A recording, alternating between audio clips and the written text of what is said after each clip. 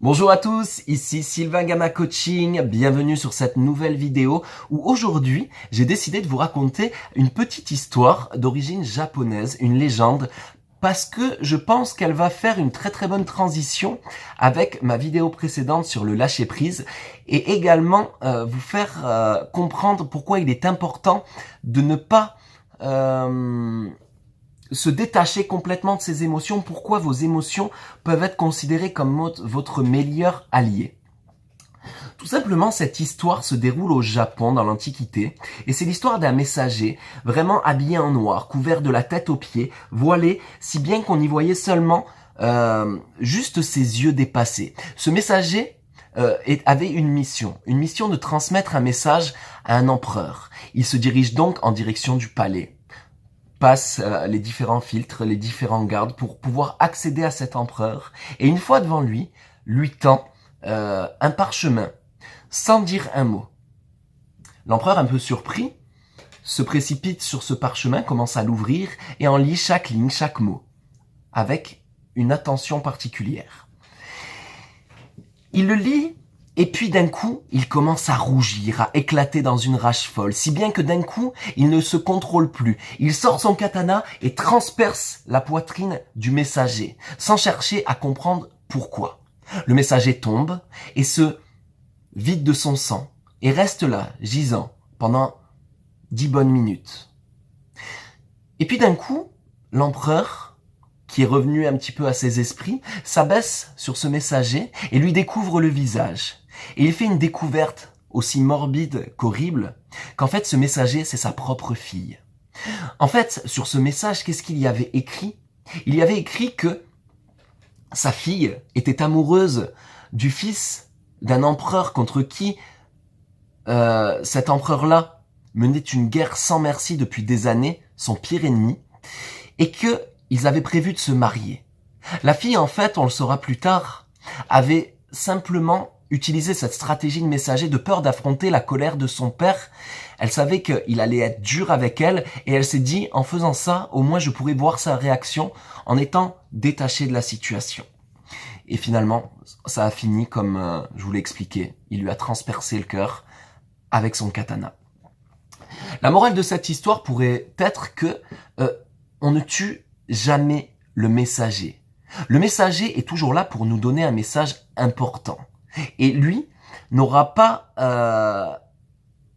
de relation avec ce message, il est juste là pour faire son travail du mieux qu'il peut. Et en fait, je trouve l'analogie assez sympa, la métaphore assez sympa si on la met dans les émotions. Dites-vous que vos émotions, au lieu de les réprimer, au lieu d'essayer de les cacher, au lieu d'essayer de vous en débarrasser, pourquoi ne pas les accepter, les accueillir et les écouter? Écouter ce qu'elles ont à dire. Très souvent, j'ai des gens que j'accompagne qui viennent en cabinet sur un premier rendez-vous et qui me disent j'ai envie de me débarrasser de ça, j'ai envie de me débarrasser de ça, j'ai envie de plus sentir telle ou telle colère, tristesse, etc. J'ai encore eu l'exemple ce matin avec une personne que j'ai reçue dans mon cabinet. Eh bien, c'est dommage parce que l'émotion, c'est vraiment votre boussole interne, c'est votre GPS, c'est ce qui permet instinctivement de savoir si vous êtes bien ou si vous êtes pas bien. Il faut savoir qu'on n'est pas des êtres rationnels, on est des êtres émotionnels. Et l'émotion, si on prend étymologiquement parlant, une émotion, c'est un mouvement vers l'extérieur. Normalement, une émotion, c'est quelque chose pour vous indiquer ce qui se passe à l'extérieur. Est-ce que ça vous convient ou non? Ensuite, les conséquences qui vont être de la dépendance à de la cigarette, à de la drogue, à de l'alcool, à un comportement qu'on a trop mis en place, que ce soit des colères excessives, que ce soit de la timidité, etc. C'est autre chose, c'est qu'une conséquence. Au départ, la cause, ce qui vous est passé émotionnellement, autorisez-vous de savoir qu'est-ce qu'elle a à dire, cette émotion.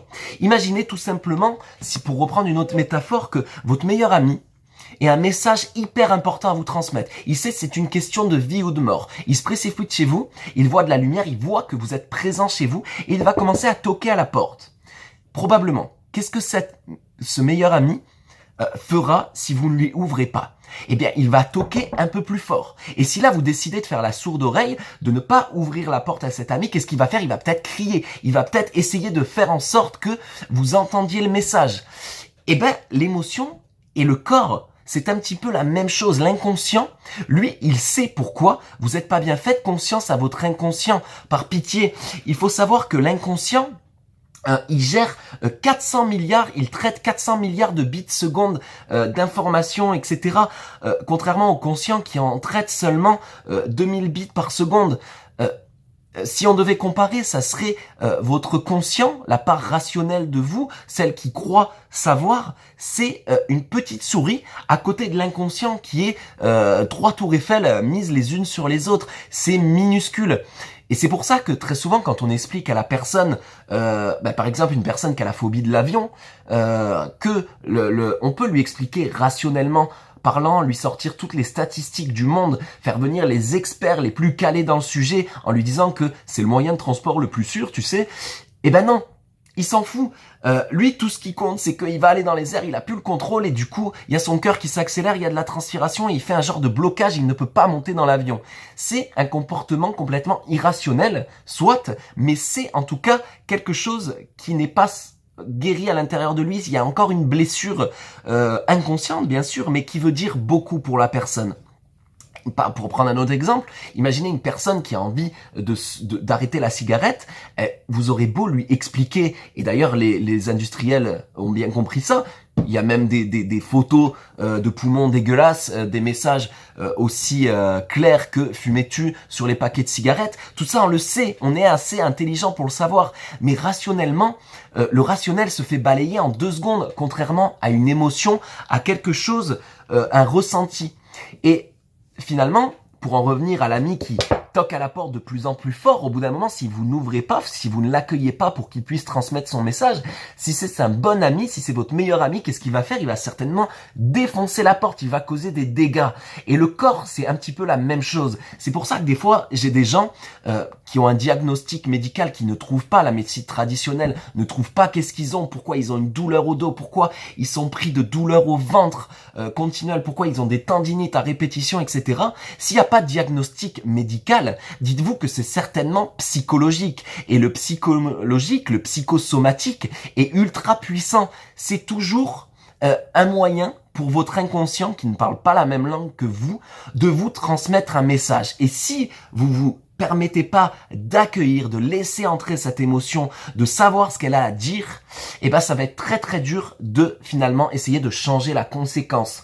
Attention à pas prendre le problème à l'envers, c'est-à-dire que quelqu'un qui a le dos continuellement bloqué, il ne sait pas pourquoi, s'il cherche à tout prix de faire de l'ostéo, je dis pas que ça sert à rien, au contraire, il y a des très très bons ostéos et par moments ça peut être la solution utile, mais si ça fait 1, 2, 3 fois que vous allez voir l'ostéo, vous en avez vu des milliers, vous faites de la kiné, vous faites ci, vous faites là, rien sur les imageries médicales et vous voyez que vous êtes encore bloqué, c'est là qu'il faut se demander si la cause elle est pas psychologique et si c'est pas votre inconscient qui essaye de vous transmettre un message comme un signal d'alerte en vous disant « Eh oh, là il y a quelque chose qu'il y a à changer dans ta vie, il y a quelque chose d'autre à expérimenter ». Et ça c'est important de comprendre que cet inconscient n'est en aucun cas votre pire ennemi, même si vous le percevez tel quel parce que ça vous fait du mal, parce que ça vous fait grossir, parce que ça vous rend malade, parce que ça vous cause vraiment des troubles, et ben dites-vous que c'est simplement parce que vous êtes borné aussi de votre côté à ne pas vouloir le laisser entrer, accueillir une émotion pour vous voir changer finalement ce qui vous déplaît dans votre vie et que vous avez occulté depuis trop longtemps. Ça sera tout pour aujourd'hui. J'espère que cette vidéo vous a plu. N'hésitez pas à partager ou tout simplement à me poser des questions si vous avez envie d'un peu plus d'informations. Quant à moi, je vous dis à très très bientôt pour un atelier, pour les cours de yoga ou pour des séances d'hypnose. Et puis, passez une très très bonne soirée. Prenez soin de vous et à très très bientôt. Ciao ciao, bye bye.